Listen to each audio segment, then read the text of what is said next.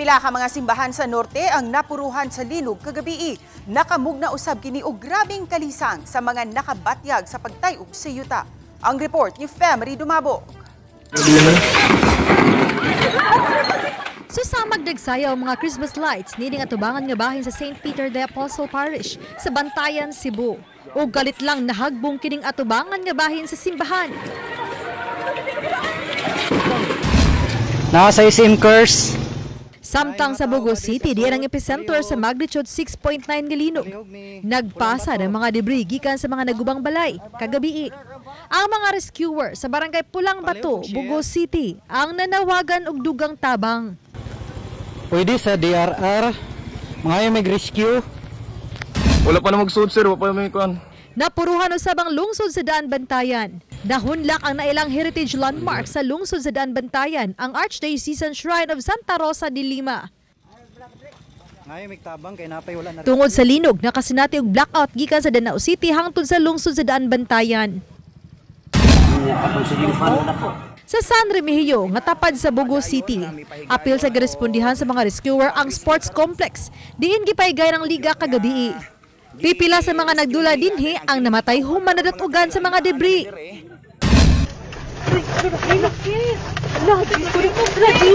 Jesus, oh my God, Lord.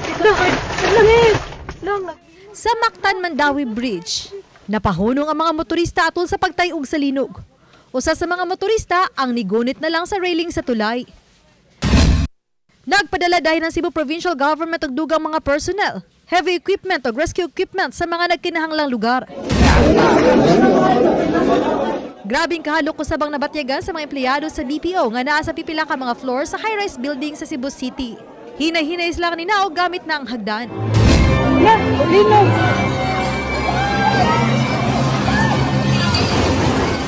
Atol sa gala night sa Miss Asia Pacific International 2025 sa Cebu City gabi, nabatyagan usab ang linog. Daling gipagawa sa hotel ang mga bisita. Careful. Samtang nangabuak ang mga tiles o pipila ka bahin sa usa ka hotel sa Cebu City. Nagubaw sabang kisame sa usa ka food court sa usa ka mall.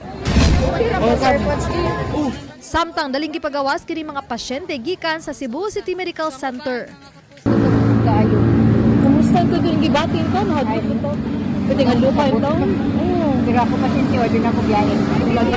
Muni ang gipanganak, tulo ka mga masuso ang gihimugso sa kasagsagan sa linog sud sa CCMC. Dali usab dayon silang gipagawas uban sa ilang mga inahan nga luwasra. Samtang mato di Cebu City Mayor Nestor Archival nga 5 ang ilang natalang nasabdan tungod sa linog. Usa na kanila kining 20 anyos nga lalaki nga na-injured human na slide diyang nidagan tungod sa karatol atol sa pagtayog sa linog. Nagdang ni kami na magusupog mayo ba? Oh.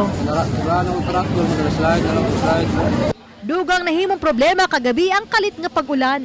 So ang decision natin with the doctors na ilabas natin because we expect na mayroong aftershocks. Pero nakita nyo ngayon, grabe, umuulan. Hindi na, well, mayroon tayong mga tent pero hindi kasya. So what we decided with the doctors na dyan lang tayo sa first floor. Alas 2 kaganihang kadlawon, dihang na siguro nga di na kayo mabatyagan ang mga aftershock.